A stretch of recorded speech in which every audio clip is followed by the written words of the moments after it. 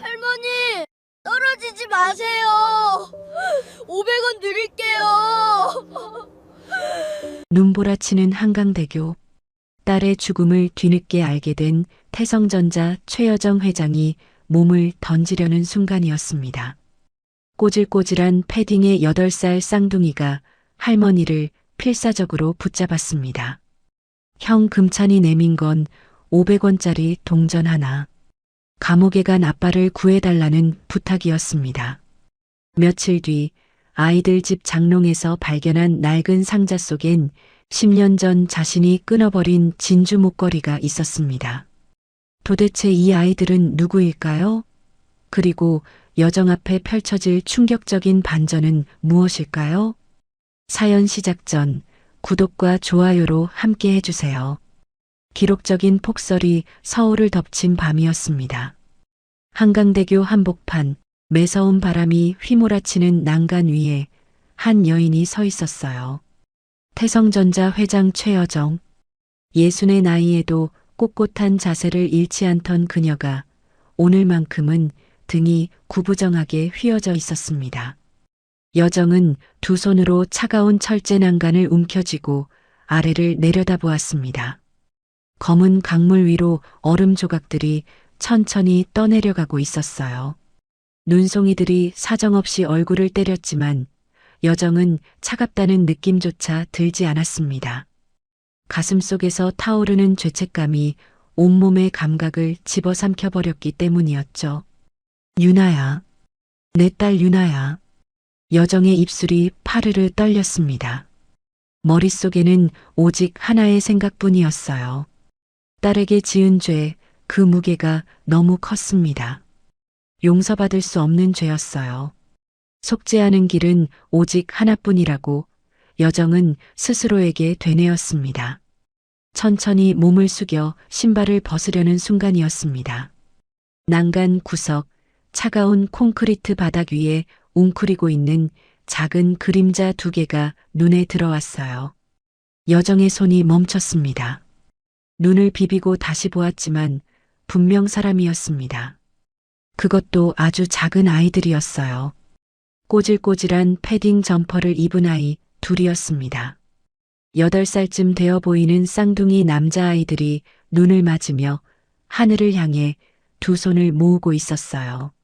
아이들의 입에서는 하얀 입김이 피어올랐고 볼은 추위에 벌겋게 얼어 있었습니다. 콧등에는 콧물이 얼어붙어 있었고 무릎에는 까진 상처가 보였어요. 형 금찬이 먼저 입을 열었습니다. 엄마 별님, 우리 아빠가 오늘 감옥에 갔어요. 아이의 목소리가 울먹였습니다. 작은 어깨가 들썩거렸어요. 꽁꽁 언 손가락을 깍지 낀 채 아이는 간절히 하늘을 올려다보았습니다. 제발 꺼내주세요. 제발이요. 동생 은찬이 그 옆에서 닭똥 같은 눈물을 뚝뚝 흘리며 말을 보탰습니다. 아빠는 도둑놈 아니에요. 나쁜 사람 아니에요. 여정은 잠시 멍하니 아이들을 바라보았습니다. 이 혹독한 추위에 왜 저 어린 것들이 여기 있는 것일까요? 하지만 여정은 이내 고개를 저으며 다시 난간을 향해 돌아섰어요. 남의 일이었습니다. 지금 자신에게는 그 어떤 것도 중요하지 않았으니까요. 세상 모든 것이 의미를 잃어버린 밤이었습니다. 여정이 난간 위로 한쪽 다리를 올렸습니다. 바로 그때 아이들이 동시에 고개를 돌렸어요. 할머니. 금찬이 번개처럼 달려들었습니다. 은찬도 뒤따랐어요. 두 아이가 여정의 명품 코트 자락과 바지 끝을 필사적으로 움켜쥐었습니다. 작은 소나기에 놀라운 힘이 실려 있었어요. 떨어지면 안 돼요. 위험해요. 아이들의 목소리가 찢어질 듯 날카롭게 밤 공기를 갈랐습니다. 눈보라 속에서 울려 퍼지는 그 소리가 마치 비명 같았어요. 여정은 이를 악물었습니다. 비켜라. 난 살 자격이 없는 사람이야. 여정이 아이들을 거칠게 밀어내려 했습니다. 작은 실랑이가 벌어졌어요. 아이들은 밀려나면서도 끈질기게 다시 달려들었습니다. 그 와중에 여정의 명품 구두 한 짝이 벗겨져 어두운 눈밭 위로 나뒹굴었어요. 검은 가죽 위로 흰 눈이 소복이 쌓여갔습니다. 그때였습니다. 은찬이 울면서 여정의 맨발을 고사리 같은 손으로 꼭 감싸쥐었어요. 작고 여린 손이었지만 그 안에는 온기가 있었습니다. 얼음장처럼 차갑던 여정의 발이 아이의 체온에 서서히 녹아들었어요. 여정의 몸이 굳었습니다. 마치 감전이라도 된 것처럼 꼼짝도 할 수 없었어요. 따뜻함, 너무 오랫동안 잊고 살았던 감각이었습니다. 그 작은 온기가 발끝에서부터 온몸으로 퍼져나갔어요. 하지만 무엇보다 견딜 수 없는 건 심장을 도려내는 듯한 상실감이었습니다.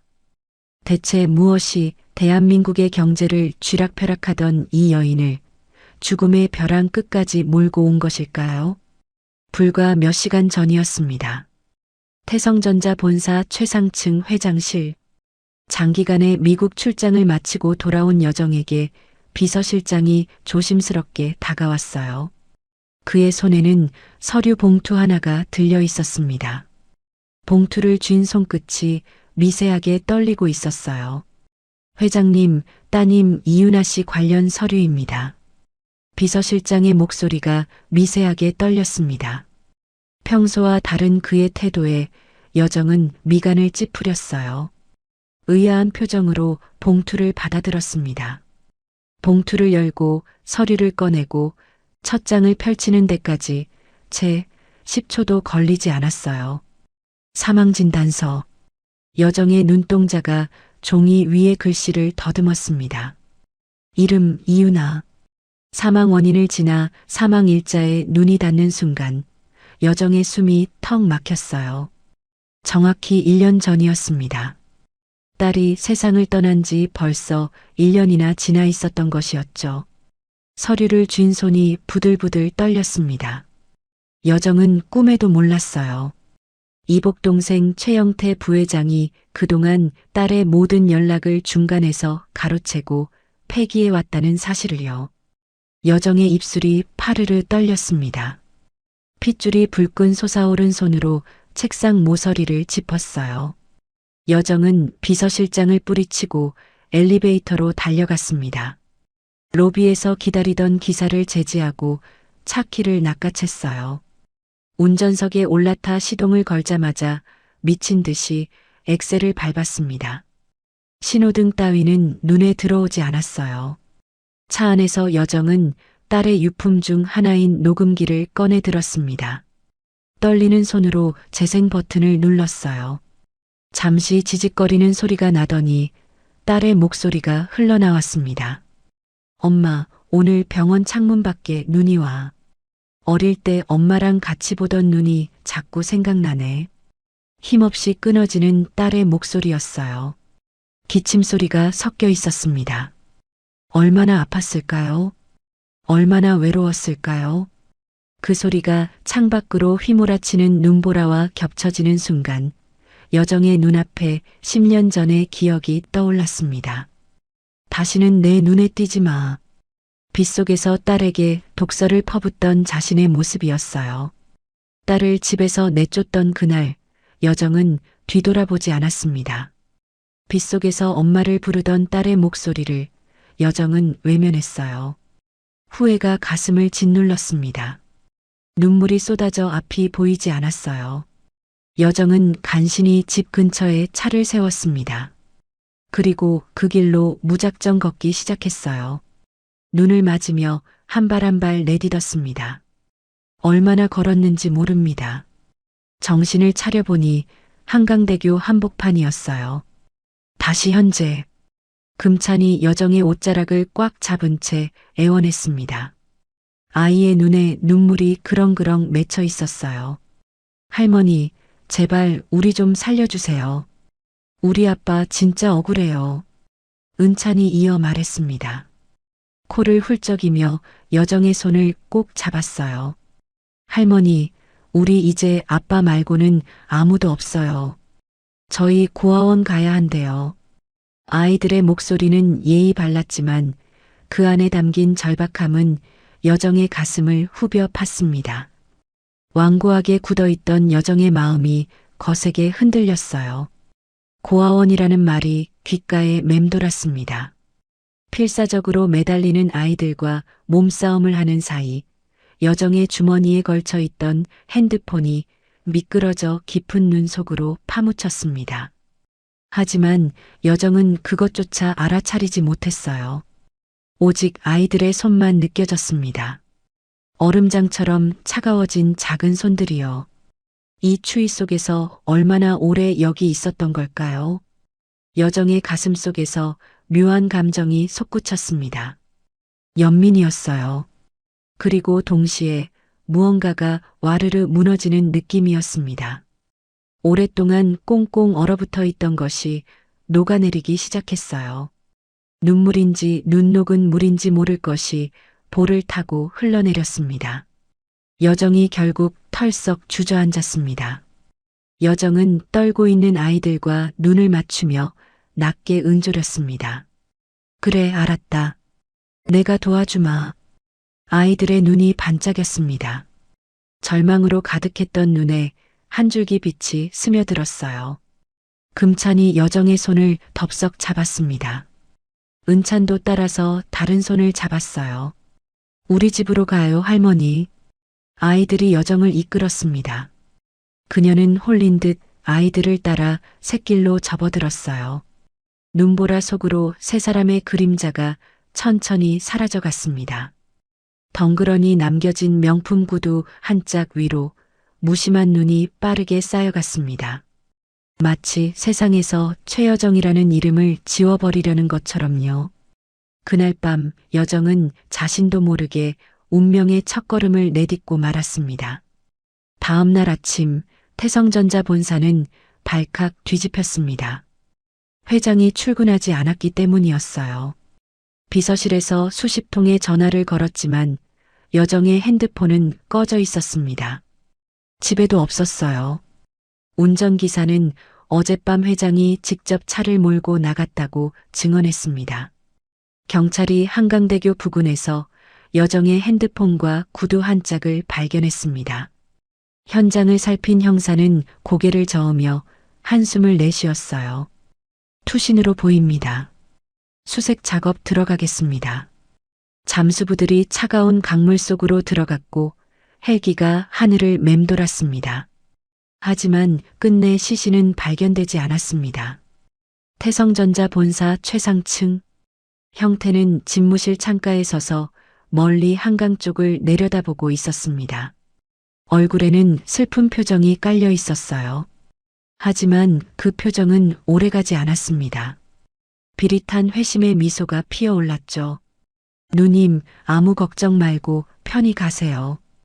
형태는 혼잣말을 중얼거렸습니다.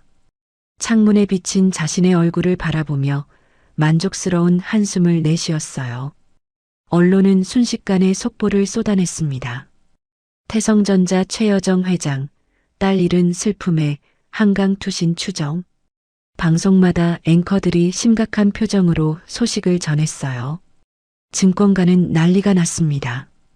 태성전자 주가가 요동쳤어요. 세상은 이미 여정의 죽음을 기정사실로 받아들이고 있었습니다.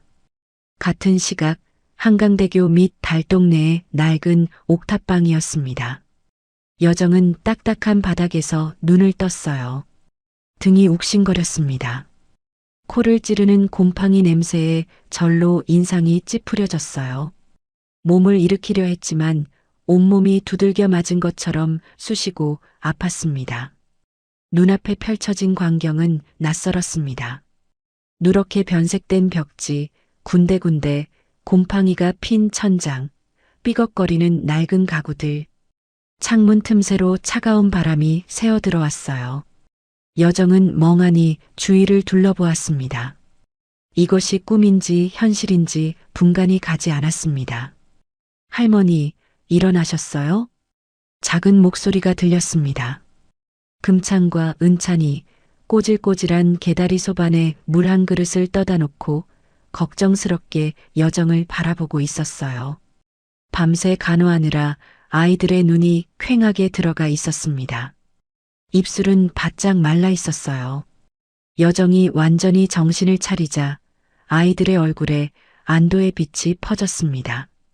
금찬이 조심스럽게 입을 열었어요.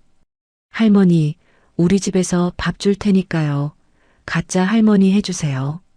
여정은 기가 막혔습니다. 헛웃음이 절로 나왔어요. 재벌 회장에게 밥을 줄 테니 할머니 노릇을 하라니요. 여정은 무거운 몸을 이끌고 일어섰습니다. 이 누추한 곳에서 당장 나가야 했어요. 하지만 문을 열자 바깥에는 여전히 폭설이 쌓여 있었습니다. 좁은 골목은 온통 흰 눈으로 덮여 있었어요. 자신에게는 핸드폰도 지갑도 신발 한 짝도 없었습니다. 발끝이 시려 감각이 둔해진 채 여정은 문턱에 선 채로 굳어버렸어요. 바로 그때였습니다. 철문을 쾅쾅 두드리는 소리가 울렸습니다. 계세요? 구청 사회복지과입니다. 아이들의 얼굴이 사색으로 변했습니다. 두 아이가 서로를 부둥켜 안았어요. 은찬의 눈에 금세 눈물이 그렁그렁 맺혔습니다.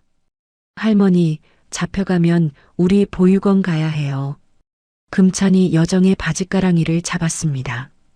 작은 손에 힘이 잔뜩 들어가 있었어요. 제발요, 할머니.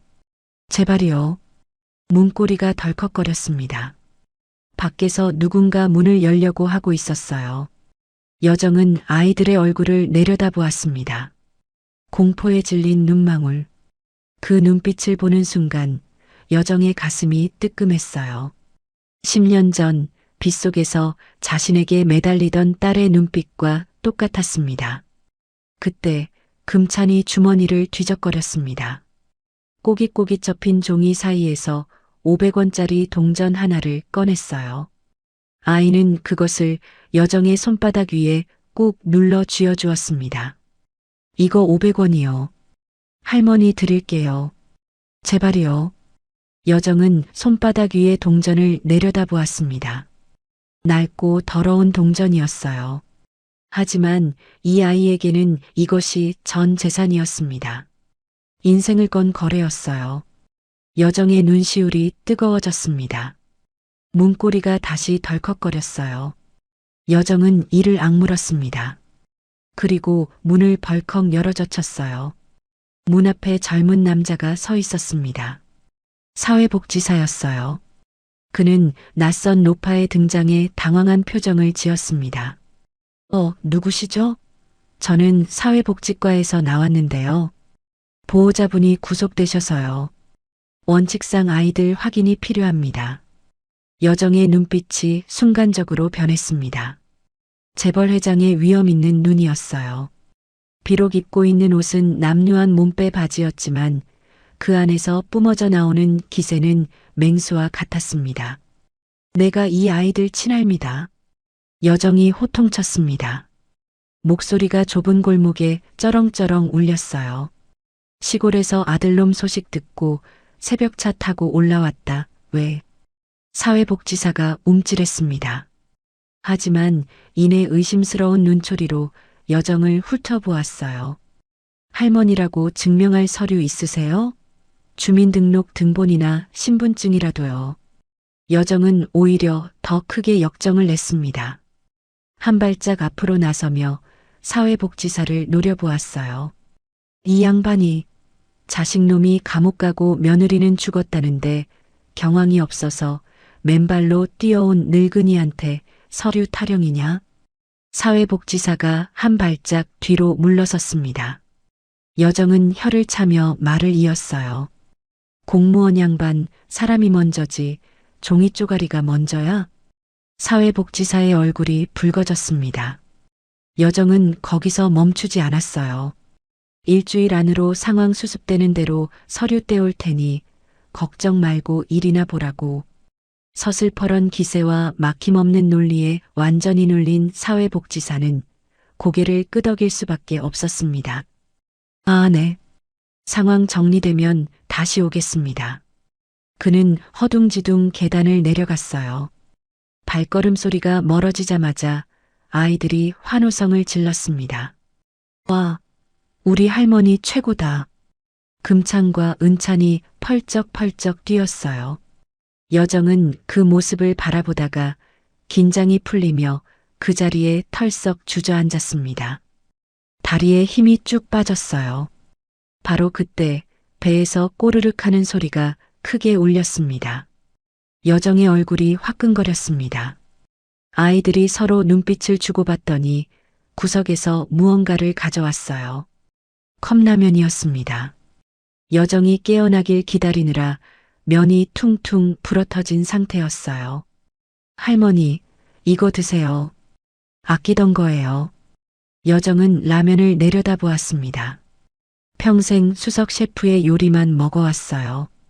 최고급 한정식, 미쉐린 스타 레스토랑의 코스 요리. 이런 불어터진 컵라면은 난생 처음이었습니다. 배고픔에 젓가락을 들어 한 젓가락 집었어요. 입으로 가져가려는 순간 은찬이 말했습니다. 맛있죠? 엄청 아끼던 거 할머니 선물로 주는 거예요. 여정의 손이 멈췄습니다. 목이 메었어요. 면발이 입안에서 뭉클하게 느껴졌습니다. 차마 삼킬 수 없었죠. 여정은 이 순간 깨달았습니다. 자신은 이제 세상에서 사라진 사람이 되었다는 것을요. 그리고 지금은 이 방을 떠날 수 없다는 것도요. 방 구석에 놓인 작은 라디오에서 뉴스가 흘러나왔습니다. 최영태 부회장이 긴급 이사회를 소집하여 회장 유고시 비상경영체제를 선포했습니다. 최 부회장은 눈물을 흘리며 누나의 무사 귀환을 빌겠다고 밝혔습니다. 여정의 눈이 라디오를 향해 날카롭게 꽂혔습니다. 주먹이 부르르 떨렸어요.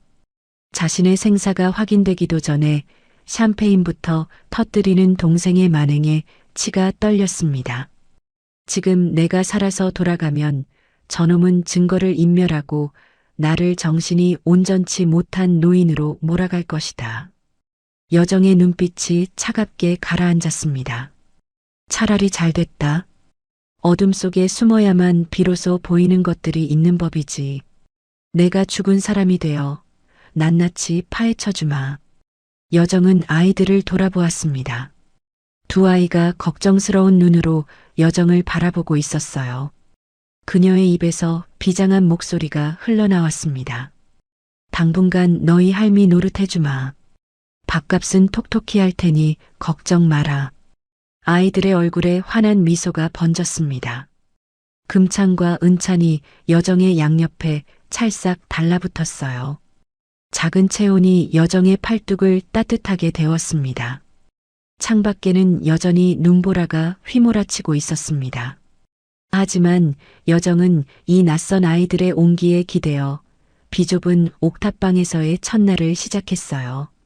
세상은 그녀가 죽었다고 믿고 있었지만 여정의 눈 속에는 오히려 처음으로 살아야 할 이유가 타오르기 시작했습니다. 여정은 본격적으로 옥탑방 생활에 적응하기 위해 좁은 집안을 둘러보았습니다. 방은 고작 4평 남짓이었어요. 화장실은 밖에 있었고 수도꼭지에서는 녹물이 나왔습니다. 하지만 자세히 보니 곳곳에 아이들을 향한 사랑의 흔적이 보였습니다. 빈 우유팩을 이어 붙여 만든 로봇 장난감이 선반 위에 놓여 있었어요. 택배 박스를 잘라 만든 작은 책상도 있었습니다. 가난하지만 따뜻한 손길이 느껴지는 물건들이었어요. 여정은 벽을 훑어보다가 이상한 점을 발견했습니다. 액자 하나 없이 너무 휑했어요. 보통 아이가 있는 집이라면 가족사진 하나쯤은 걸려 있을 텐데 이 집에는 그런 게 전혀 없었습니다. 그런데 말이다. 너희 엄마 사진은 하나도 없니? 여정이 조심스럽게 물었습니다. 금찬의 표정이 금세 시무룩해졌어요. 아이는 고개를 숙이고 바닥만 내려다보았습니다. 아빠가 다 숨겼어요. 은찬이 울먹이며 말을 보탰습니다. 코끝이 빨갛게 물들어 있었어요. 우리가 엄마 사진만 보면 보고 싶다고 밤새 울어서요. 그래서 아빠가 꼭꼭 숨겨놨어요. 여정은 가슴이 먹먹해졌습니다. 아이들을 끔찍이 아끼면서도 아내 잃은 슬픔을 감당하기 힘들어 사진조차 마주하지 못한 사내의 뒷모습이 그려지는 듯 했습니다. 끼니를 챙기려고 부엌 쪽으로 갔습니다. 낡은 찬장을 열자 반찬통 하나가 눈에 들어왔어요. 김치통이었습니다. 뚜껑을 여는 순간 묘한 냄새가 코끝을 스쳤죠. 오래되어 쉬어빠진 김치였지만 묘하게 가슴을 건드리는 익숙한 향기였어요. 여정은 홀린 듯 젓가락으로 김치 한 조각을 집어 입에 넣었습니다. 순간 여정의 눈이 휘둥그레졌습니다. 혀끝에 닿는 맛은 단순한 김치가 아니었습니다. 홍시를 갈아 넣어 부드럽게 감기는 단맛, 배추 사이사이에 스민 깊고 시원한 감칠맛. 그것은 시중에서 파는 김치가 아니었습니다. 30년 전 돌아가신 친정어머니가 그리고 여정 자신이 결혼 전 딸 유나에게만 딱 한 번 전수해 주었던 최씨 가문의 비법 맛이었습니다. 엄마, 나중에 내가 시집가서 김치 담그면 꼭 엄마가 맛봐줘야 해. 알았지? 10년 전 맑게 웃던 딸의 목소리가 환청처럼 귓가에 울렸습니다. 여정의 손에서 젓가락이 힘없이 툭 떨어졌습니다. 이럴 수가. 말도 안 돼. 여정은 고개를 세차게 저었습니다. 가슴이 터질 듯 쿵쾅거렸어요. 아니야. 내가 딸을 너무 그리워해서 미쳐버린 게야. 미각마저 착각을 일으키는 거야. 여정은 필사적으로 부정했습니다.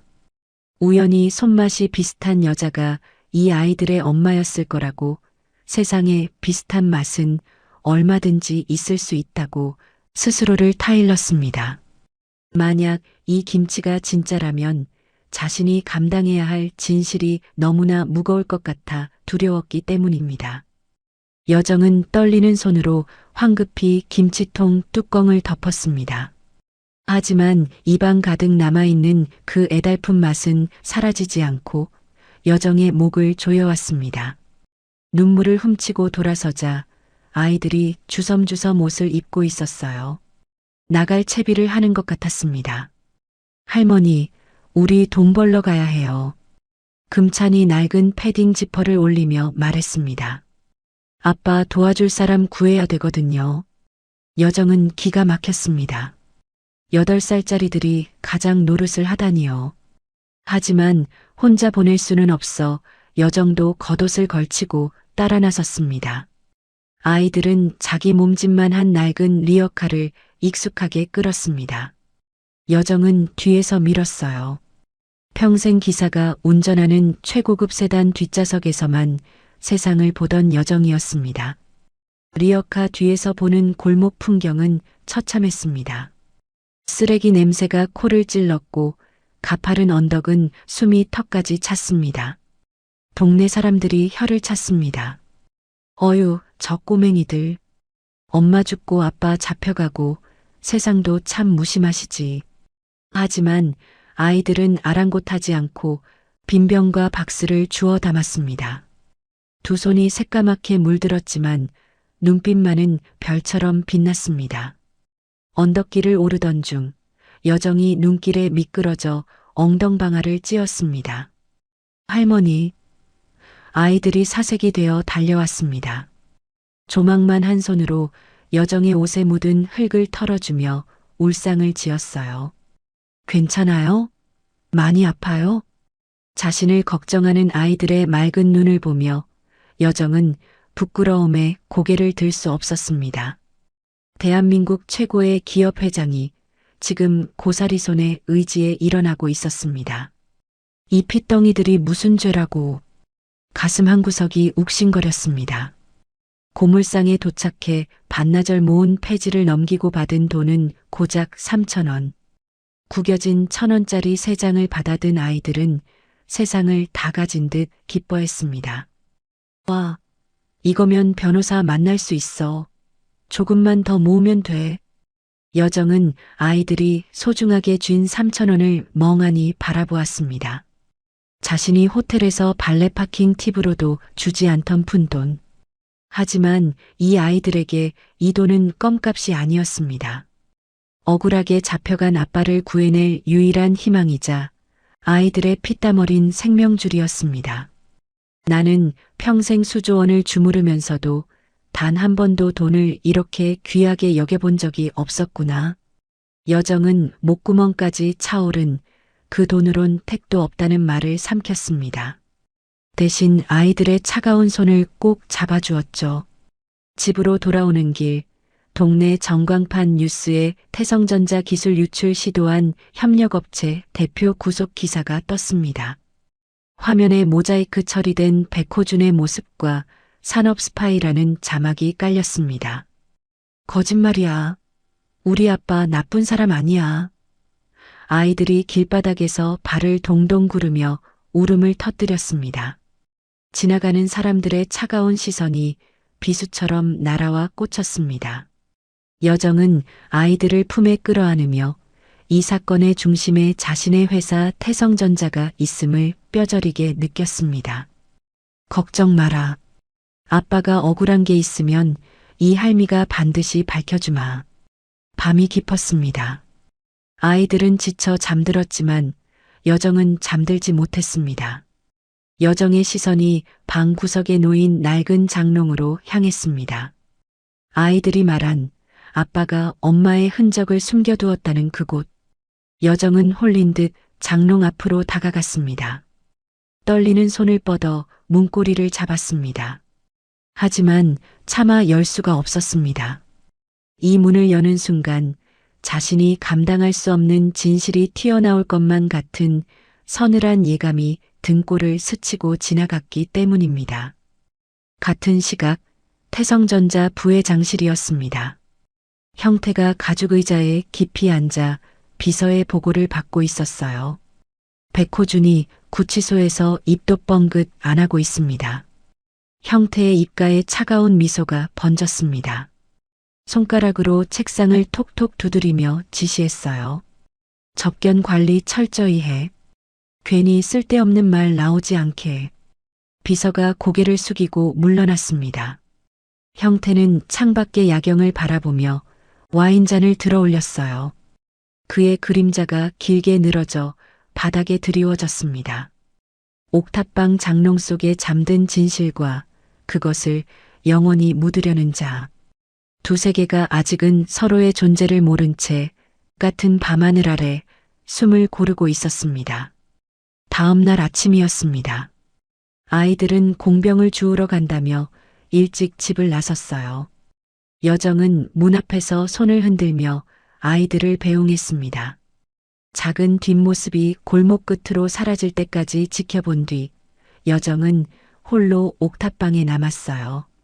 방 안이 조용해지자 그녀의 시선이 구석으로 향했습니다. 낡은 찬장 위에 올려진 이가 빠진 뚝배기 하나. 아이들이 변호사 비저금통이라고 불렀던 것이었어요. 여정은 조심스럽게 뚜껑을 열어보았습니다. 그 안에는 꼬깃꼬깃 접힌 1,000원짜리 지폐 몇 장과 100원, 500원짜리 동전들이 뒤섞여 있었어요.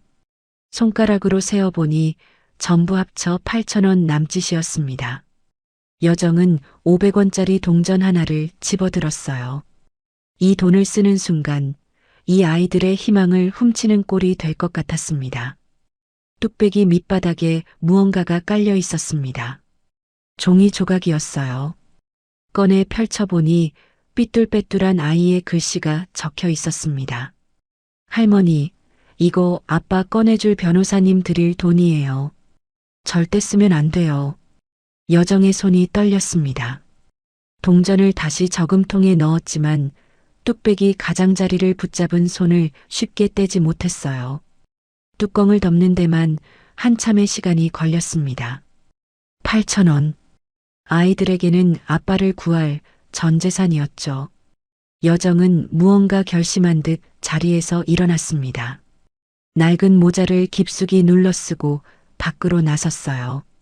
어제 아이들이 번 돈 중 딱 1,000원짜리 한 장만 챙겼습니다. 이 돈을 갚기 전에는 죽지 않기로 여정은 속으로 맹세했습니다. 동네 구석의 허름한 PC방 앞에 섰습니다. 깜빡거리는 간판 아래 여정은 잠시 망설이다 문을 열었어요. 담배 냄새와 기계음이 한꺼번에 밀려왔습니다. 태어나서 처음 와보는 곳이었어요. 카운터 직원이 의아한 눈으로 쳐다보았지만 여정은 모른 척했어요. 1,000원을 내고 자리에 앉았습니다. 키보드에 손을 올렸지만 어디서부터 시작해야 할지 막막했어요. 더듬더듬 검색창을 찾아 글자를 입력했습니다. 백호준, 태성전자. 엔터키를 누르자 수십 개의 기사가 쏟아져 나왔어요. 협력업체 대표 백호준, 태성전자 기술 훔쳐 중국에 팔려다 체포. 산업 스파이 백호준, 투명 디스플레이 기술 유출 시도. 여정은 기사 내용을 천천히 읽어 내려갔습니다. 하나같이 호준을 범죄자로 몰아가고 있었습니다. 그러다 여정은 고개를 갸웃거렸어요. 훔쳤다는 기술이 투명 디스플레이라고 되어 있었습니다. 투명 디스플레이. 여정은 그 이름을 잘 알고 있었어요. 불과 몇 달 전 태성전자 연구소에서 아직 내부 검토 단계라고 보고받았던 기술이었습니다. 개발은커녕 설계 도면조차 완성되지 않았다고 했어요. 우리 회사도 아직 못 만드는 걸 이 가난한 청년이 혼자서 만들었다고? 그런데 못 만든 걸 어떻게 훔쳐? 앞뒤가 맞지 않았습니다. 여정의 미간이 좁혀졌어요. 오히려 기술을 뺏긴 쪽이 호준 아닌가 하는 느낌이 강하게 들었습니다. 바로 그때 PC방 벽에 걸린 TV에서 익숙한 얼굴이 나왔어요. 최영태 부회장이었습니다. 검은 양복을 빳빳하게 차려입고 카메라 앞에 서 있었어요. 회장님의 뜻을 이어받아 기술 유출 범죄를 엄단하겠습니다. 형태의 목소리는 비장했고 표정은 결연했습니다.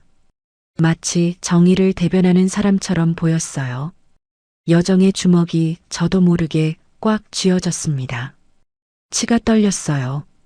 저 가증스러운 거짓말. PC방을 나와 옥탑방으로 돌아오는 길이었습니다. 골목을 돌아서는데 낯익은 뒷모습이 눈에 들어왔어요. 동네 경찰서 앞에서 서성이는 아이들이었습니다. 금찬과 은찬이었어요. 여정은 재빨리 전봇대 뒤로 몸을 숨겼습니다. 아이들은 무거운 동전 뭉치를 두 손으로 받쳐들고 경찰서 문을 두드리고 있었습니다. 잠시 후 경찰 한 명이 문을 열고 나왔어요.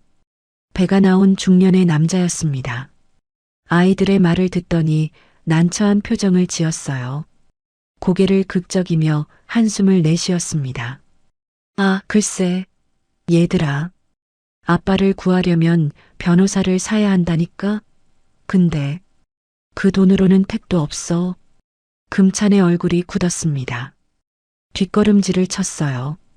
그러다 뒤에 서 있던 은찬과 부딪혔습니다. 균형을 잃은 아이들의 손에서 동전 봉투가 미끄러졌어요. 얇은 비닐이 찢어졌습니다. 챙그랑 소리를 내며 100원짜리, 500원짜리 동전들이 차가운 보도블록 위로 처참하게 흩어졌어요. 어떤 것은 배수구 틈으로 빠져 사라졌어요. 아이들이 힘들게 모은 돈이 눈앞에서 흩어지고 있었습니다. 아저씨, 얼마나 더 모아와야 돼요? 알려주세요. 금찬이 바닥에 무릎을 꿇었습니다. 무릎이 까졌지만 아랑곳하지 않았어요. 은찬도 옆에 쪼그려 앉았습니다. 두 아이가 흩어진 동전을 하나하나 주우며 서럽게 울었어요. 경찰은 난처한 얼굴로 시선을 피하더니 슬그머니 안으로 들어가 버렸습니다. 여정은 이를 악물었습니다. 지금 이 순간 아무것도 해줄 수 없는 자신이 너무나 원망스러웠어요. 여정은 샛길로 달렸습니다. 아이들보다 먼저 집에 도착해야 했어요. 숨을 헐떡이며 옥탑방에 들어와 아무 일 없었던 듯 자리에 앉았습니다. 잠시 후 아이들이 퉁퉁 부은 눈으로 들어왔어요. 금찬이 애써 웃으며 말했습니다. 할머니, 변호사님이 오늘 너무 바빠서 나중에 오래요. 여정은 아이의 얼굴을 바라보았습니다. 그 슬픈 거짓말에 속아주는 척 여정은 금찬의 머리를 쓰다듬어 주었어요. 그래. 훌륭한 분은 바쁜 법이지. 추운데 고생했다. 어여 밥 먹자. 저녁 식사 후 은찬이 아빠가 보고 싶다며 칭얼거렸습니다. 여정은 아이를 달래주려고 책장을 뒤적였어요. 동화책이라도 읽어줄 생각이었습니다. 그러다 낡은 노트 하나가 손에 잡혔어요. 가계부였습니다. 호기심에 펼쳐보았습니다. 빼곡한 글씨들이 눈에 들어왔어요. 콩나물 500원, 두부 1,000원. 날짜별로 정리된 지출 내역이었습니다. 아끼고 또 아낀 기록들이었죠. 그런데 그 사이에 유독 눈에 띄는 항목이 있었습니다. 아내 약가, 비급여 신약, 300만 원. 그리고 그 밑에 적힌 호준의 메모. 최영태 부회장님이 도와주셔서 다행이다. 여정의 손이 멈췄습니다. 눈빛이 매섭게 가라앉았습니다. 형태가 호준을 도왔다고? 여정은 동생을 누구보다 잘 알고 있었습니다. 그는 철저한 장사꾼이었습니다. 이익이 없으면 10원 한 장도 남에게 주지 않는 뱀 같은 위인이었죠. 그런 그가 매달 300만 원이나 줬다면 반드시 그 대가를 받았을 것입니다. 도대체 무슨 일이 있었던 걸까요? 의문이 꼬리에 꼬리를 물었습니다. 밤이 깊었습니다. 아이들은 지쳐 잠들었지만 여정은 불을 끄지 못했어요. 천장의 얼룩을 바라보며 생각에 잠겼습니다. 이 집 어딘가에 진실을 말해줄 무언가가 남아있을 것이라는 확신. 그것이 서서히 하지만 분명하게 자라나고 있었습니다. 그리고 그 진실의 끝에 형태가 있을지도 모른다는 불길한 예감도 함께요. 며칠 후의 일이었습니다. 여정이 시장에 다녀오기 위해 잠시 집을 비운 사이 아이들은 옥탑방에서 TV를 보고 있었어요. 작은 브라운관에서 뉴스가 흘러나왔습니다. 화면에 태성전자 본사 로비가 나타났어요. 대리석 바닥이 반짝거렸고 거대한 샹들리에가 빛나고 있었습니다. 그 한가운데 최영태 부회장이 서 있었어요. 온화한 미소를 지으며 마이크를 잡았습니다. 오늘 저는 사회적 약자를 위한 혁신 경영 선포식을 갖게 되었습니다. 형태의 목소리는 부드러웠고 표정은 자애로웠어요. 카메라 플래시가 터질 때마다 그의 미소가 더욱 빛났습니다. 은찬이 화면을 가리켰어요. 눈이 반짝거렸습니다. 형아, 저 아저씨 착해 보여. 저 아저씨한테 부탁하면 아빠 풀어줄 수 있을 거야. 금찬도 고개를 끄덕였어요. 아이들의 눈에 희망이 피어올랐습니다. 두 아이는 구석에서 스케치북을 꺼내왔어요. 아끼고 아끼던 스케치북이었습니다. 한 장을 조심스럽게 찢어 바닥에 엎드렸어요. 크레파스를 꺼내 삐뚤빼뚤한 글씨로 탄원서를 썼습니다. 우리 아빠는 도둑이 아니에요. 제발 도와주세요. 금찬, 은찬 올림. 금찬이 글씨를 쓰는 동안 은찬은 옆에 아빠 얼굴을 그렸어요. 동그란 얼굴에 웃는 눈. 서툰 솜씨였지만 한 획 한 획에 정성이 가득했습니다. 다 그리고 나서 아이들은 서로의 작품을 바라보며 뿌듯하게 웃었어요. 아이들은 여정에게 쪽지를 남겼습니다. 할머니, 잠깐 나갔다 올게요. 꼬깃꼬깃한 1,000원짜리 몇 장을 주머니에 넣고 태성전자 본사를 향해 집을 나섰어요. 얼마 후 시장에서 돌아온 여정이 쪽지를 발견했습니다. 읽는 순간 얼굴이 사색으로 변했어요. 심장이 철렁 내려앉았습니다. 불길한 예감이 등줄기를 타고 올라왔어요.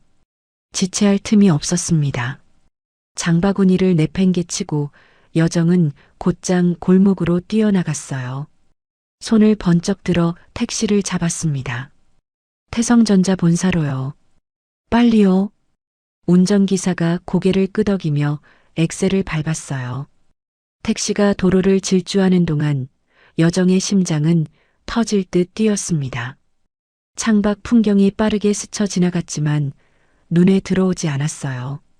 아이들 생각뿐이었습니다. 제발 아무 일도 없길.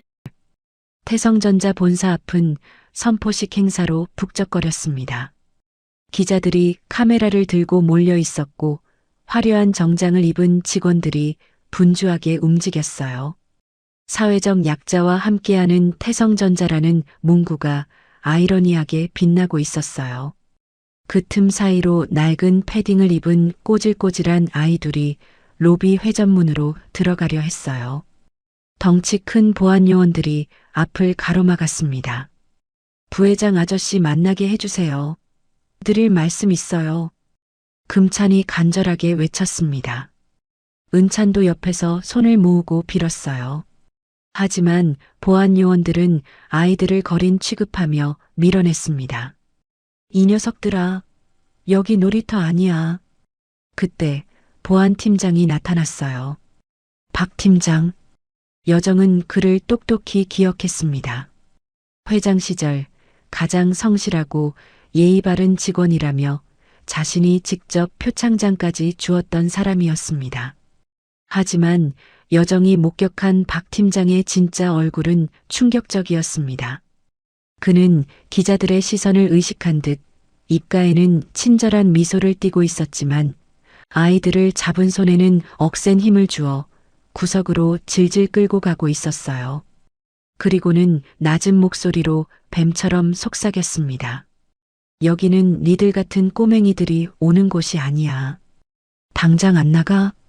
여정의 억장이 무너져 내렸습니다. 자신이 믿고 상까지 주었던 직원이 약자 앞에서는 저토록 비열한 사람이었다니요. 내가 사람을 잘못 봤구나. 내가 저런 자들에게 완장을 채워주었구나. 보안 요원들이 아이들을 거칠게 밀쳤습니다. 금찬이 중심을 잃고 대리석 바닥에 나뒹굴었습니다.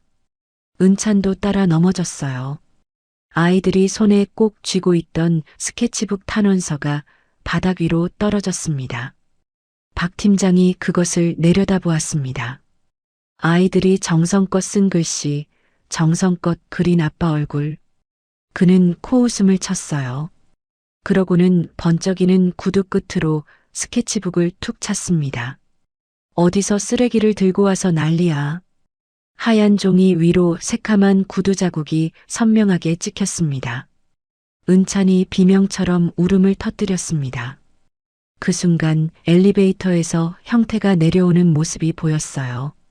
여정은 재빨리 모자를 푹 눌러쓰고 기둥 뒤에 몸을 숨겼습니다. 기자들이 형태에게 몰려들었어요. 플래시가 연신 터졌습니다. 형태는 환한 미소로 손을 흔들었어요. 그러다 바닥에 쓰러져 우는 아이들과 짓밟힌 스케치북을 내려다보았습니다. 순간 형태의 미간이 찌푸려졌어요. 박 팀장에게 다가가 작게 속삭였습니다. 쓰레기는 안 보이는 곳에 버려야지. 왜 로비에 둬? 여정은 그 말을 똑똑히 들었습니다. 심장이 멈추는 것 같았습니다. 동생의 입에서 나온 쓰레기라는 말. 아이들의 진심이 꾹꾹 담긴 스케치북을 보며 하는 말이었죠. 형태가 사라지자 여정은 보안 요원들의 눈을 피해 쓰러진 아이들에게 달려갔습니다. 금찬아, 은찬아. 여정이 아이들을 감싸 안았어요. 흙투성이가 된 옷을 털어주었습니다. 아이들은 더러워진 스케치북을 주워들며 서럽게 울었어요. 아저씨들이 우리 말 안 들어줬어요. 아빠 얼굴도 밟았어요. 은찬이 구두 자국 난 스케치북을 끌어안고 서럽게 울었습니다. 여정은 그 종이를 받아들었습니다. 선명하게 찍힌 검은 자국. 그것은 여정의 심장에 찍힌 낙인과도 같았습니다. 내 회사가, 내 동생이 죄 없는 아이들을 짓밟았다. 여정의 눈에서 뜨거운 눈물이 쏟아졌습니다. 그것은 분노이자 뼈저린 참회였습니다. 여정은 아이들을 데리고 근처 공원 벤치로 갔습니다. 약국에서 산 밴드를 까진 무릎에 붙여주었어요. 아이들이 고개를 푹 숙였습니다. 할머니, 말 안 듣고 가서 죄송해요. 우리가 잘못했어요. 은찬도 코를 훌쩍이며 말을 보탰어요. 아빠 도와주려고 한 건데 죄송해요. 여정은 고개를 젓으며 아이들을 와락 끌어안았습니다. 아니다. 너희 잘못이 아니야. 어른들이 미안하다. 돈이 힘인 줄 알고 사람이 귀한 줄 모르는 이 못난 어른들이 정말 미안하다.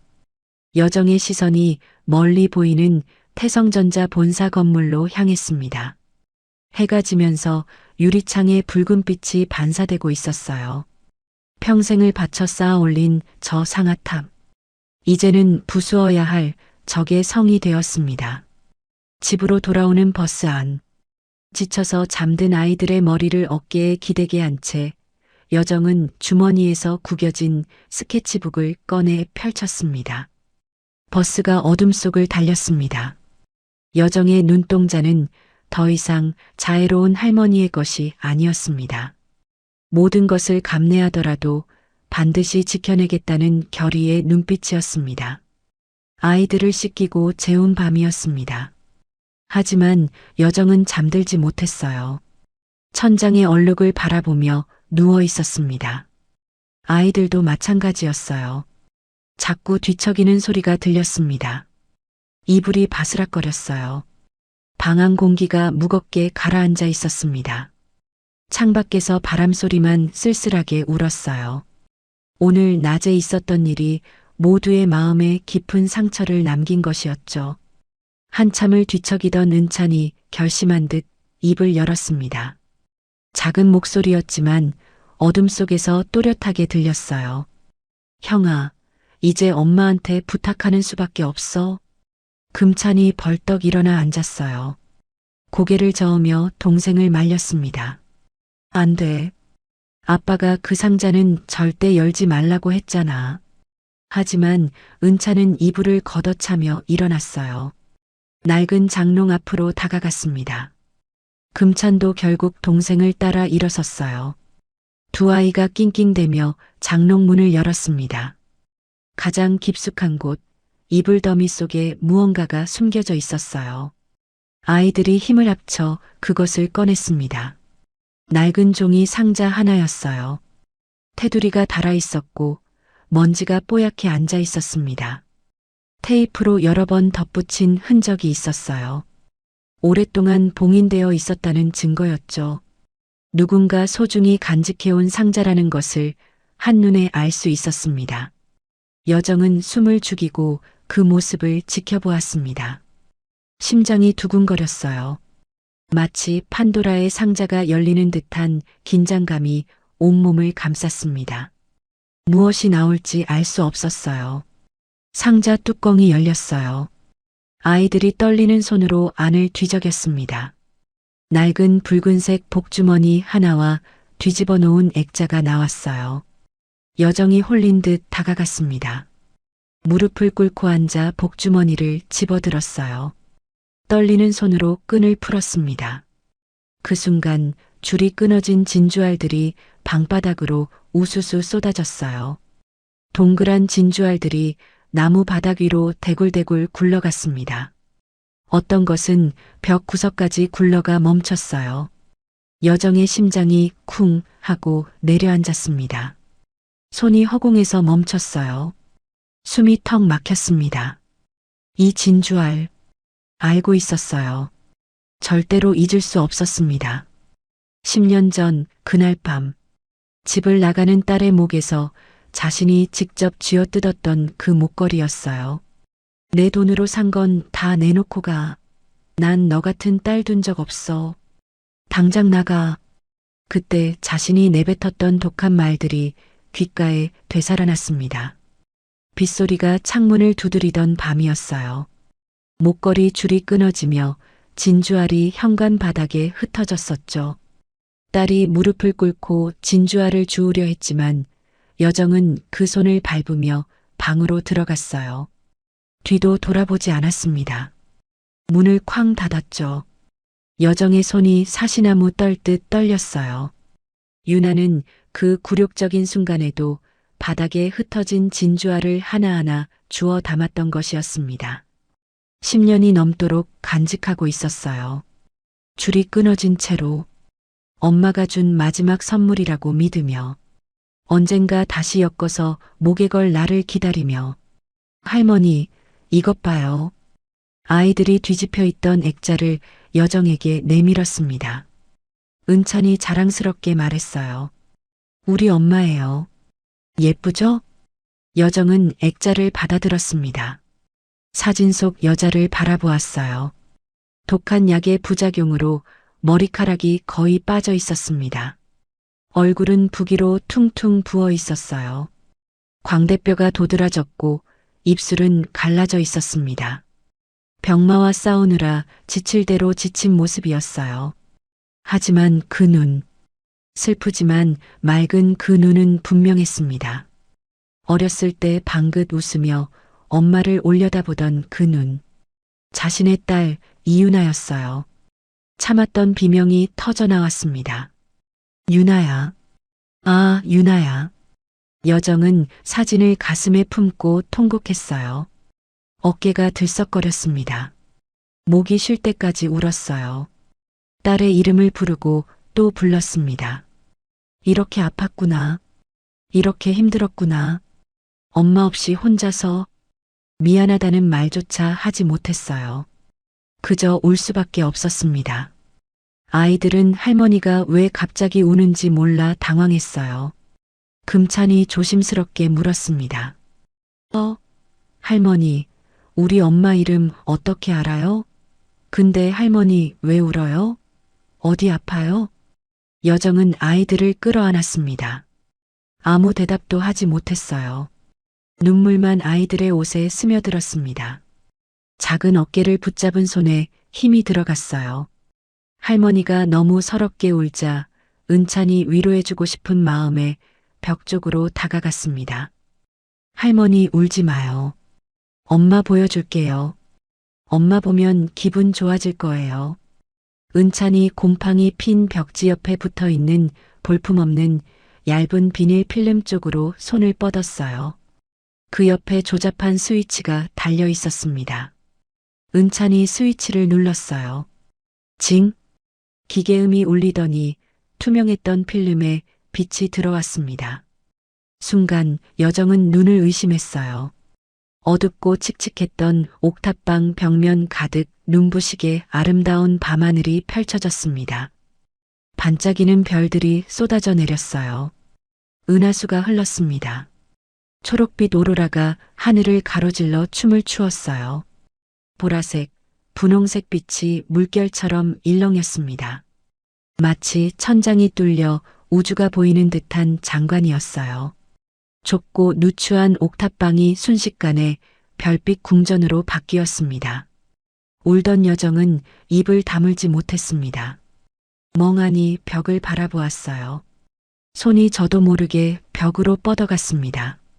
손끝이 차가운 필름에 닿았지만 눈에는 끝없는 우주가 펼쳐져 있었어요. 이것이 투명 디스플레이였습니다. 태성전자가 훔쳤다는 바로 그 기술이었어요. 금찬이 자랑스럽게 설명했습니다. 엄마가 좁은 방 답답해하니까 아빠가 엄마한테 만들어준 거예요. 밖에 못 나가는 엄마한테 우주를 선물해주고 싶었대요. 엄청 멋지죠? 화면이 바뀌었어요. 영상이 재생되기 시작했습니다. 3년 전 건강했던 유나의 목소리가 방 안에 울려 퍼졌어요. 여보, 당신이 만든 창문 너무 멋지다. 고마워요. 영상 속 유나가 웃고 있었습니다. 머리카락이 풍성했고 볼에 생기가 돌았어요. 카메라를 향해 손을 흔들었습니다. 화면 구석에 날짜가 찍혀 있었어요. 2022년 12월 25일 크리스마스였습니다. 태성전자가 투명 디스플레이 기술 개발을 시작하기 2년 전이었어요. 여정의 눈이 번쩍 뜨였어요. 이것이 바로 증거였습니다. 호준이 원작자임을 증명하는 결정적 증거. 사위는 도둑이 아니었어요. 오히려 기술을 빼앗긴 피해자였습니다. 사위는 오직 아픈 아내를 위한 사랑으로 기적을 만들었어요. 동생 형태는 오직 탐욕으로 그 기적을 훔치고 한 가정을 파탄낸 것이었습니다. 아름다운 오로라 영상 앞에서 여정은 딸의 사진과 진주알을 꽉 쥐었어요. 사위의 천재성 그리고 그보다 더 위대한 가족애가 뼈저리게 느껴졌습니다. 가슴이 뜨거워졌어요. 여정은 눈물을 닦았습니다. 상자 속에 있던 다른 물건들을 살폈어요. 구석에서 낡은 노트 한 권과 빈 약병 하나가 나왔습니다. 떨리는 손으로 노트를 펼쳤습니다. 호준의 연구 노트였어요. 꼼꼼하게 기록된 기술 일지가 빼곡했습니다. 천재적인 아이디어들이 페이지마다 넘쳤습니다. 이 노트 하나만 있으면 태성전자의 거짓말을 모조리 뒤집을 수 있었습니다. 여정은 노트를 덮으려다 마지막 페이지에 끼워진 작은 약병을 집어들었습니다. 라벨이 뜯겨나간 빈 병. 단순한 약병이라기엔 어딘가 불길한 기운이 감돌았습니다. 이게 뭘까? 여정의 눈빛이 매섭게 가라앉았습니다. 이 작은 상자 안에 이영태를 지옥으로 보낼, 그리고 모든 진실을 밝혀낼 열쇠가 들어있음을 직감했습니다. 여정은 아무것도 모르는 눈빛을 하고 있는 아이들을 바라보았습니다. 유나의 아이들, 자신의 외손주들이었어요. 조용히 상자를 닫았습니다. 벽에 별빛이 꺼졌어요. 방 안에는 어둠과 바닥에 흩어진 진주알 몇 개만 남았습니다. 여정은 진주알을 하나하나 주워 다시 복주머니에 담았습니다. 아가야, 엄마가 미안하다. 이 끊어진 목걸이 엄마가 다시 예쁘게 꿰어주마. 여정의 손에 들어간 진주알이 서늘하게 빛났습니다. 이제 칼자루를 쥔 것은 여정이었습니다. 남은 것은 그 칼을 어떻게 휘두를 것인가 하는 문제뿐이었어요. 깊은 밤 옥탑방 불이 꺼진 뒤에도 여정은 잠들지 못했습니다. 낡은 전등 아래 앉아 떨리는 손으로 호준의 연구 노트를 한 장 한 장 넘기기 시작했어요. 노트 초반에는 아내 유나를 살리기 위한 기록들이 빼곡했습니다. 유나가 오늘은 죽이 먹고 싶다고 했다. 콩나물죽 끓여줬더니 맛있다고 웃었다. 기침이 줄었다. 다행이다. 가난하지만 서로를 끔찍이 아끼는 부부의 일상이 담겨 있어 여정의 가슴을 후벼 팠습니다. 중반부에 접어들며 여정의 손놀림이 점점 느려졌습니다. 한 페이지에 붉은 펜으로 굵게 적힌 문장이 눈에 들어왔기 때문입니다. 외삼촌님이 미국에서 구했다며 보내준 신약. 유나를 살릴 유일한 희망이라고 해서 자존심 다 버리고 받았다. 하지만 그 밑에는 호준의 절망적인 기록이 이어졌습니다. 약을 먹은 뒤 유나의 손톱이 검게 변하고 구토가 심해졌다. 외삼촌께 물었지만 회복 반응이라며 무시했다. 머리카락이 빠지고 피를 토한다. 이건 치료제가 아니다. 엔지니어 특유의 꼼꼼함과 의심을 가진 호준. 그는 몰래 약 캡슐 하나를 빼돌려 대학 선배가 있는 화학분석연구소에 성분 분석을 의뢰했었던 모양입니다. 여정이 노트의 마지막 장을 넘기자 접혀있던 종이 한 장이 툭 떨어졌습니다. 성분 분석 결과지였습니다. 여정이 주워 읽어보니 충격적인 결과가 적혀 있었어요. 검출 성분, 비소. 여정은 입을 틀어막고 경악했습니다.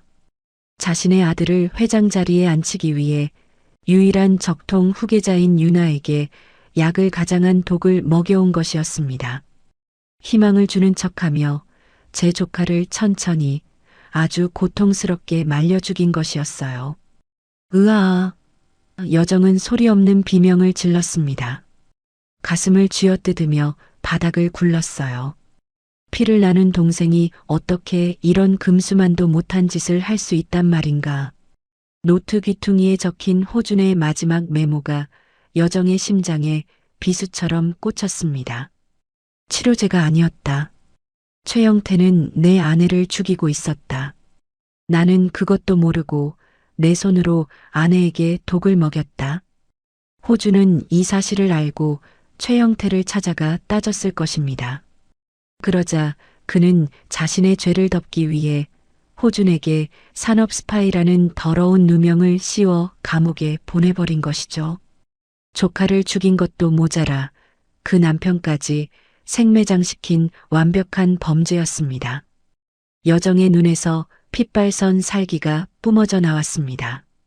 슬픔은 순식간에 거대한 분노로 바뀌었습니다. 최영태, 니놈이 감히 내 딸을, 내 사위를. 여정은 이를 악물었습니다. 입술에서 피가 배어 나왔지만 통증조차 느껴지지 않았습니다. 새벽이 밝아왔습니다. 여정은 뜬 눈으로 밤을 새웠어요. 그녀는 빈 독약병과 연구 노트, 성분 분석표, 그리고 벽에서 떼어낸 투명 디스플레이 필름을 가방 깊숙이 챙겼습니다. 이것들이 형태의 목을 칠 단두대가 될 것입니다. 날이 밝자 아이들이 눈을 떴어요. 여정이 비장하게 말했습니다. 오늘은 할미가 너희 아빠 좀 만나고 올게. 밥 잘 먹고 집 지키고 있어라. 할머니가 어떻게 면회를 가요? 아이들이 놀라서 물었지만 여정은 씁쓸하게 웃어 보였습니다. 다 방법이 있지. 옥탑방을 나선 여정은 곧장 공중전화로 달려가 전화를 걸었습니다. 수신이는 태성그룹 법무팀장이자 자신의 최측근인 박 변호사. 나다. 최여정이. 수화기 너머에서 쿵 하고 의자 넘어지는 소리가 들렸습니다. 박 변호사는 죽은 줄 알았던 회장의 목소리에 기절초풍하여 말을 잇지 못했습니다. 회장님? 진짜 회장님이십니까? 살아계셨습니까? 여정은 서리빨 같은 목소리로 지시했습니다. 내 생존은 당분간 극비다. 지금 당장 서울 구치소 정문으로 와라. 백호준 접견을 해야겠다. 네. 구치소요? 시간 없으니 서둘러. 전화를 끄는 여정은 꼬질꼬질한 몸빼 바지와 낡은 패딩 차림 그대로 버스에 올랐습니다. 덜컹거리는 차창 밖을 보며 여정은 다짐했습니다. 기다려라 호준아. 이 못난 장모가 너무 늦게 알았구나. 이제 내가 꺼내주마. 구치소 정문 앞. 최고급 세단 한 대가 비상등을 켜고 서 있었습니다. 박 변호사가 초조하게 서성이다가 걸어오는 여정을 발견했어요. 회장님. 박 변호사는 여정의 남루한 행색을 보고 충격을 받아 울먹였습니다. 도대체 이게 무슨 꼴이십니까? 어디 계셨던 겁니까? 여정은 박 변호사의 눈물을 막으며 단호하게 말했습니다.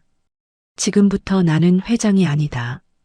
백호준을 돕는 동네 이웃 할머니 자격으로 들어간다.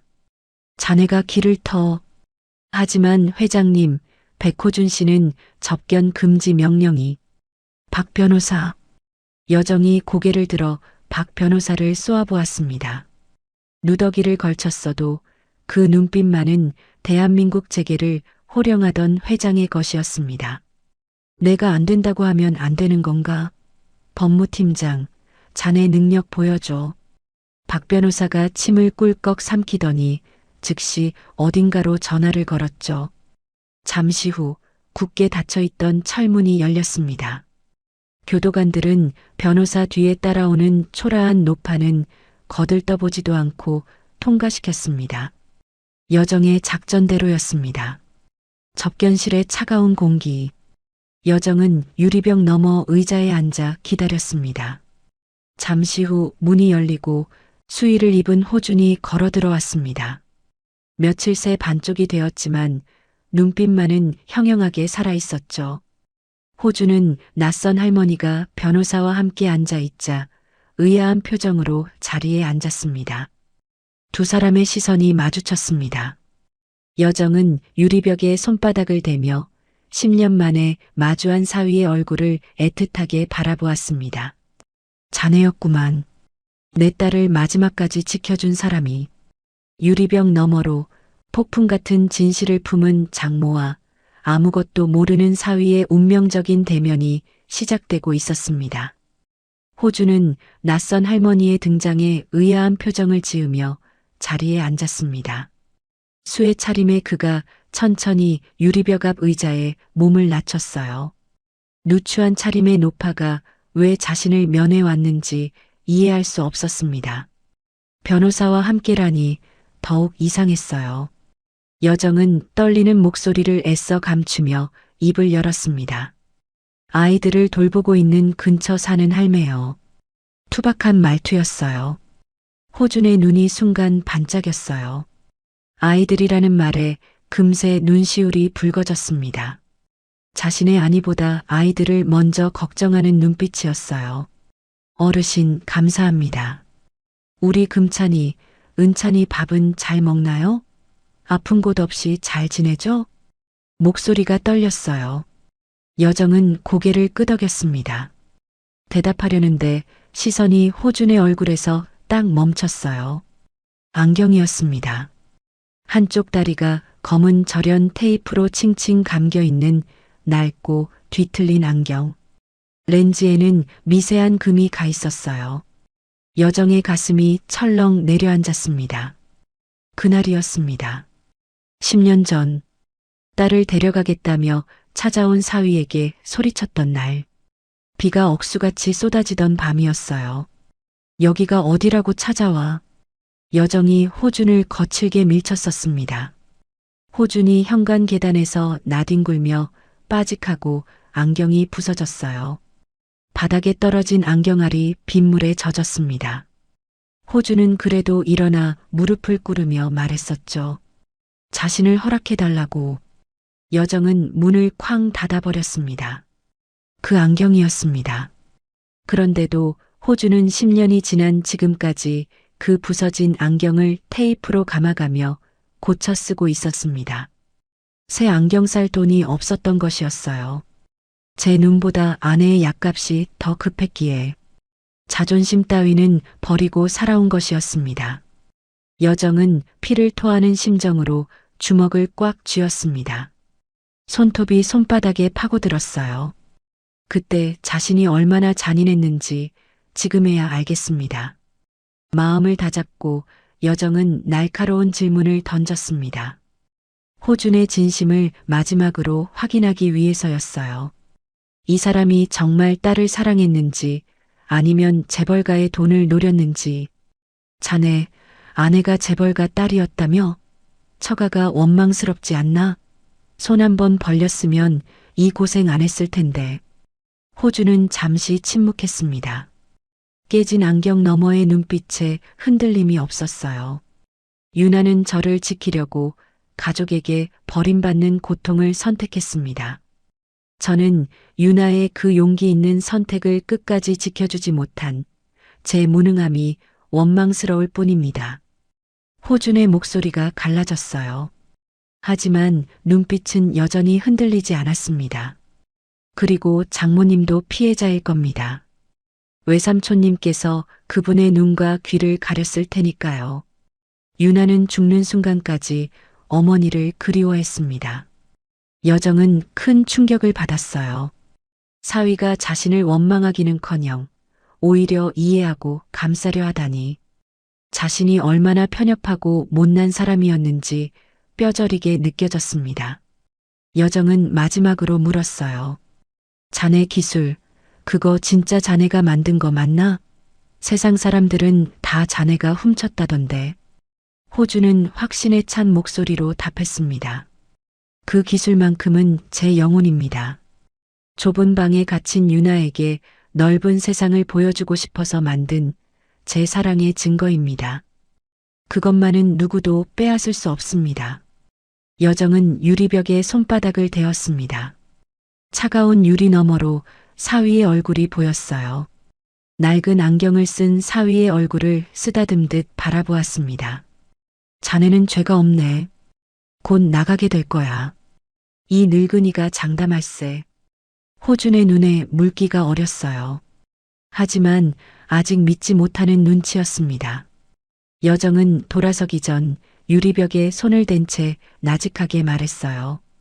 유나가 살아있을 적에 자네한테 말 안 하던가? 자기는 슬플 때면 엄마가 해주던 홍시 김치가 제일 생각난다고. 호준의 얼굴이 굳어버렸습니다. 망치로 머리를 맞은 듯한 표정이었어요. 입이 벌어졌지만 말이 나오지 않았습니다.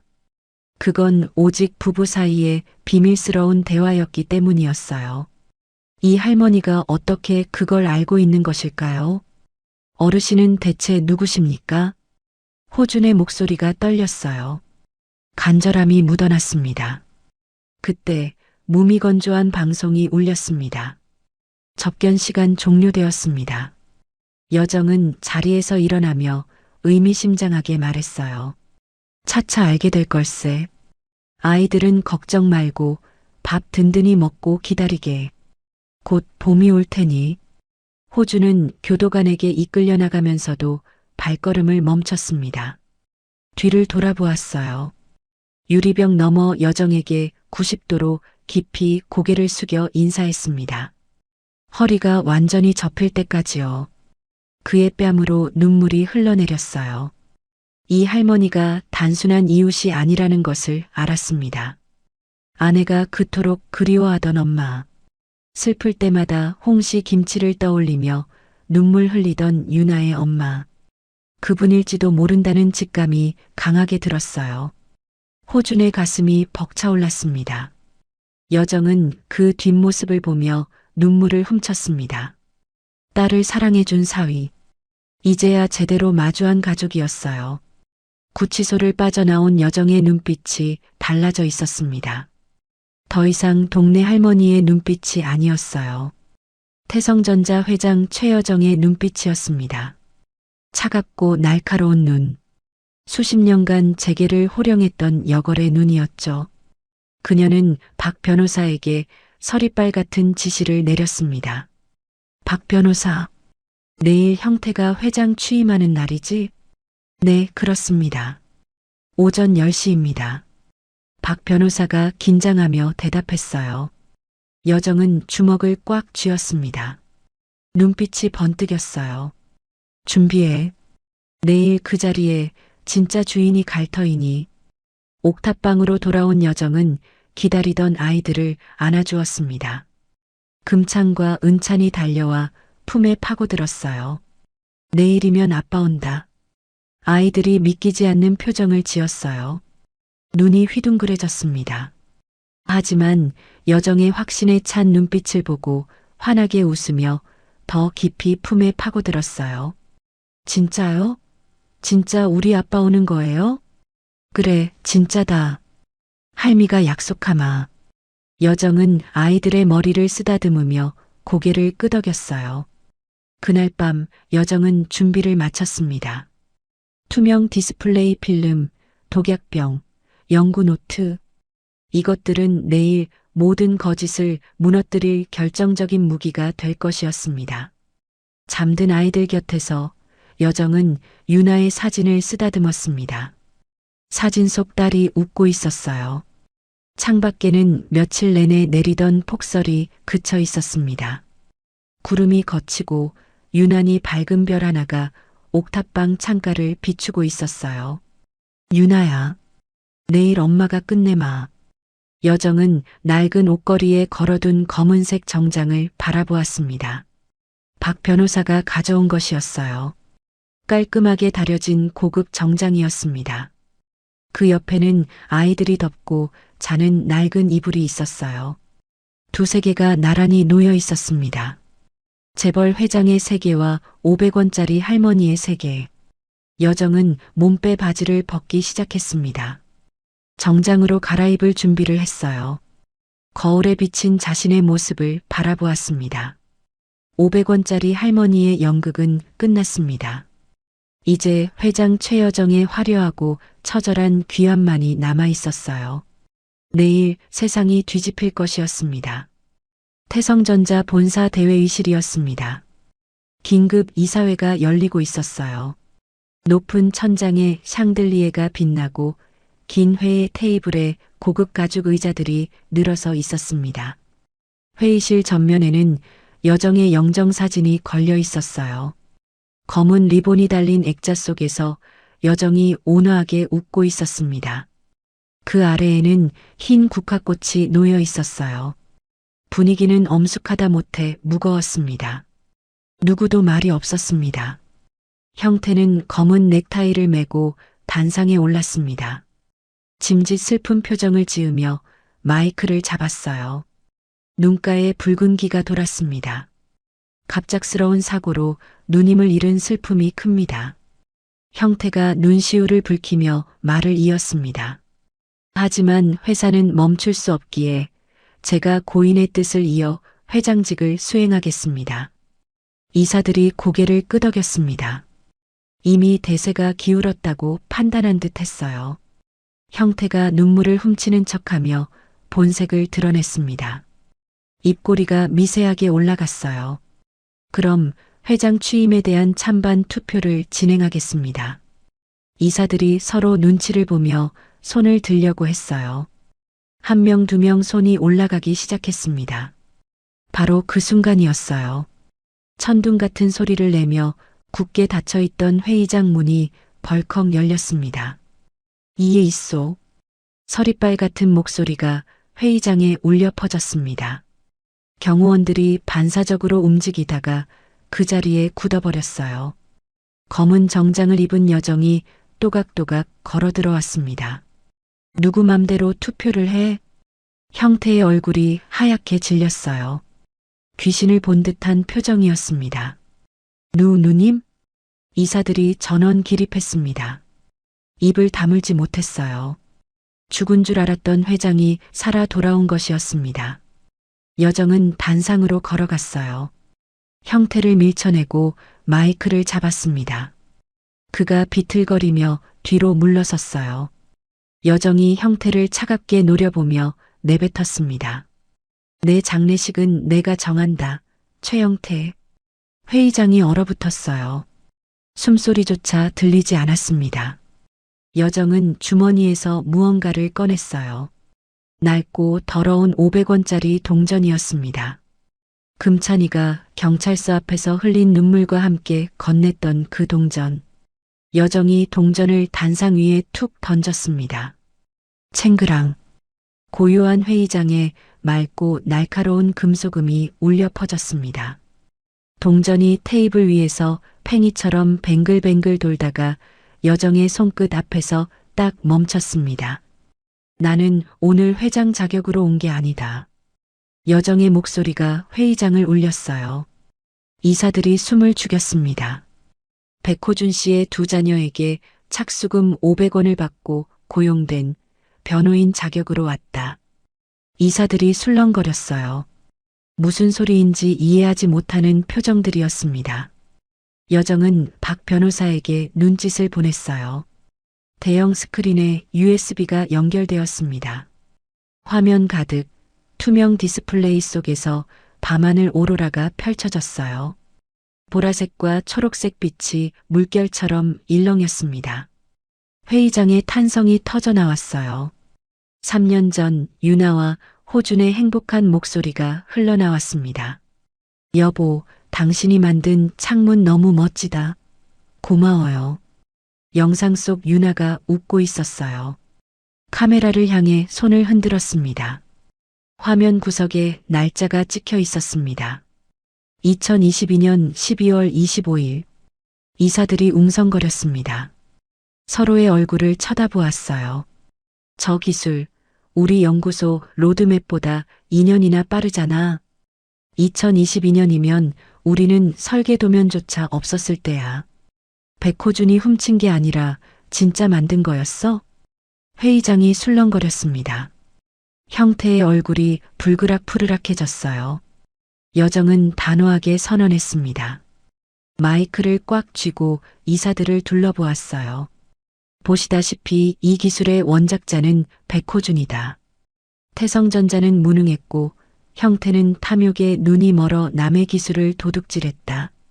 우리 회사가 자랑하던 혁신 기술이 실은 한 가난한 천재의 것이었다. 형태가 식은땀을 흘리며 발악했어요. 조작입니다. 저건 다 가짜 영상입니다. 여정은 싸늘하게 웃었어요. 품에서 두 번째 증거를 꺼냈습니다. 빈 약병이었어요. 캡슐 하나도 함께 들어 보였습니다. 스크린에 분석 결과가 대문짝만하게 떴어요. 비소 및 심장마비 유도제 검출.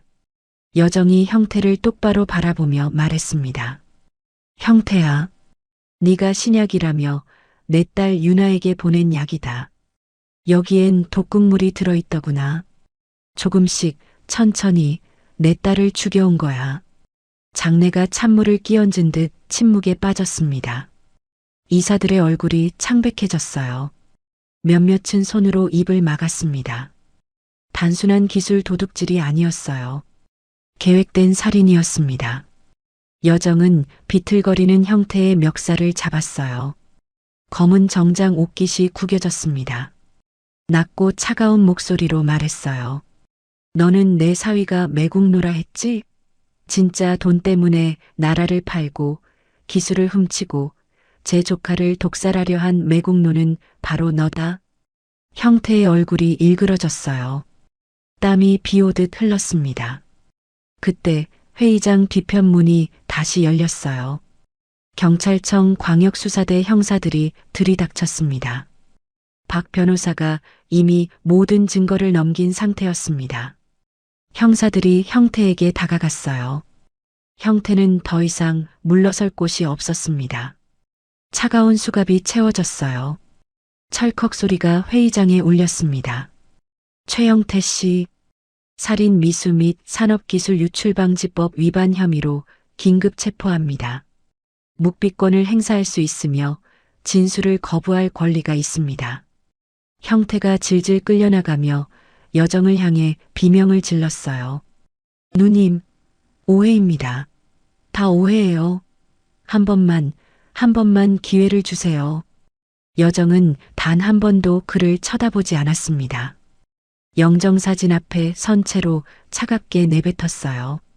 감옥에서 죗값을 치러라. 내 딸이 겪은 시간만큼.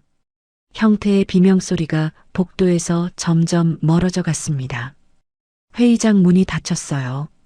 형태가 사라진 뒤 회의장은 숨조차 쉬기 어려운 침묵에 잠겼습니다. 이사들이 하나둘 자리에서 일어나 여정에게 고개를 숙였습니다. 깊이 허리를 굽히는 이도 있었어요. 여정은 박 변호사를 향해 짧게 말했습니다. 백호준 사건 즉시 재심 청구해. 구속 취소와 접견 제한 해제 절차에 들어가. 알겠습니다, 회장님. 박 변호사가 고개를 숙였어요. 손에 서류 뭉치를 꼭 쥐고 있었습니다. 곧이어 회의장 안에 설치된 TV에서 뉴스 속보가 흘러나왔습니다. 앵커의 긴급한 목소리가 들렸어요. 속보입니다. 죽은 줄 알았던 태성전자 최여정 회장이 귀환했습니다. 최영태 부회장은 살인 혐의로 현장에서 체포되었습니다. 자세한 소식은 이어지는 뉴스에서 전해드리겠습니다. 여정은 피곤했습니다.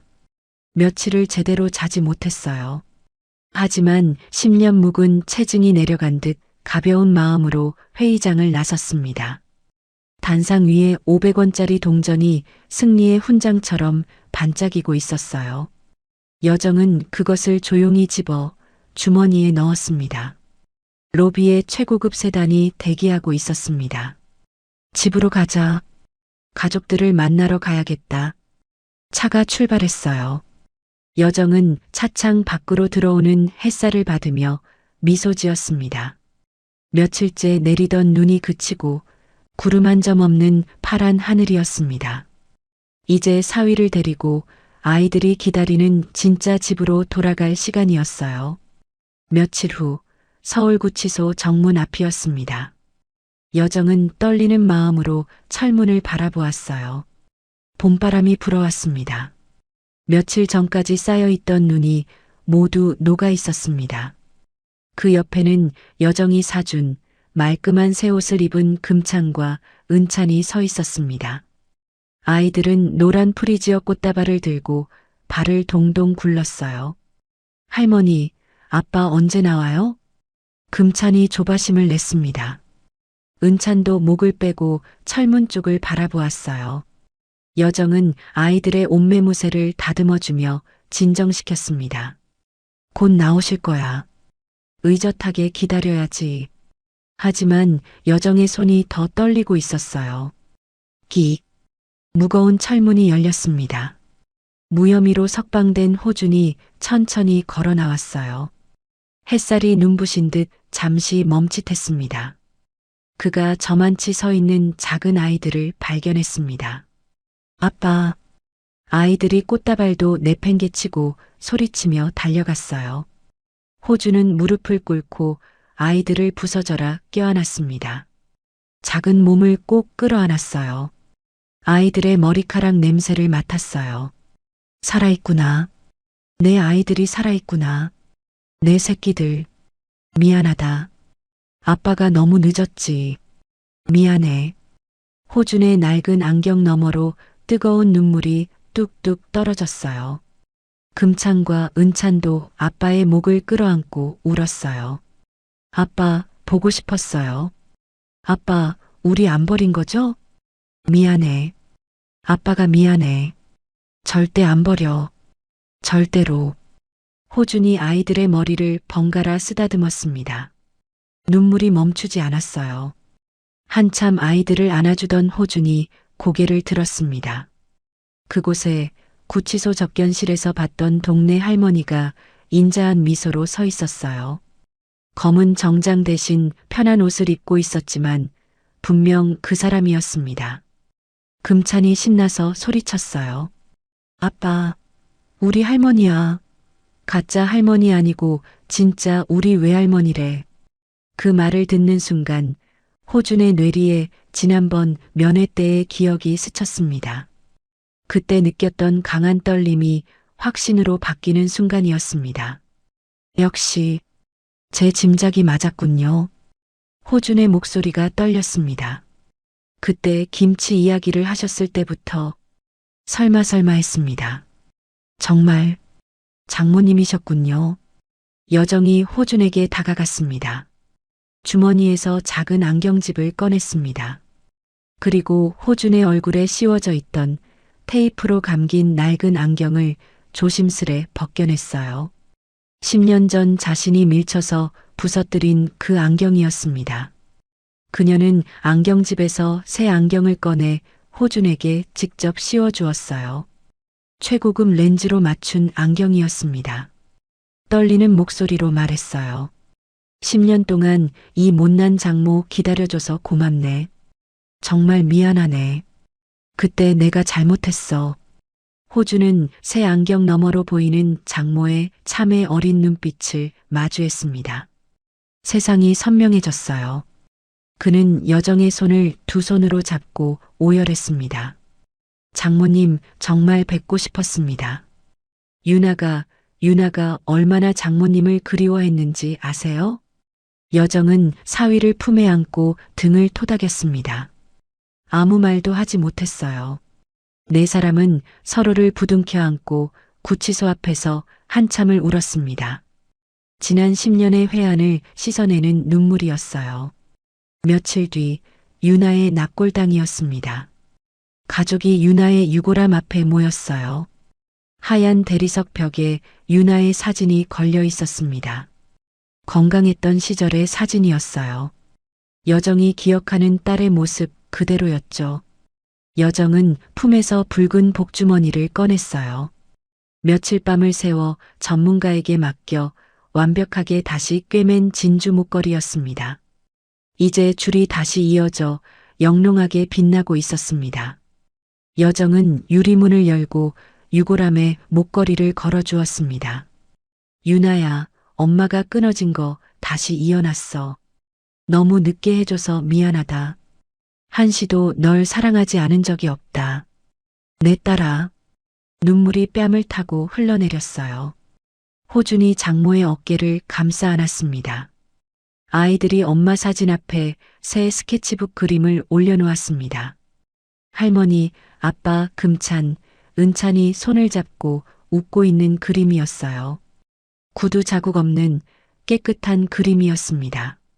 엄마, 이제 우리 할머니랑 같이 살아. 안 춥고 배도 안 고파.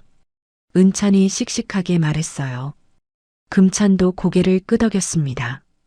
납골당을 나온 가족은 한강공원으로 향했습니다.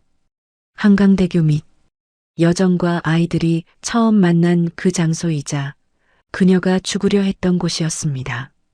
하지만 지금은 따뜻한 봄 햇살이 내리쬐는 소풍 장소가 되어 있었죠. 여정이 새벽부터 준비한 도시락을 꺼냈어요.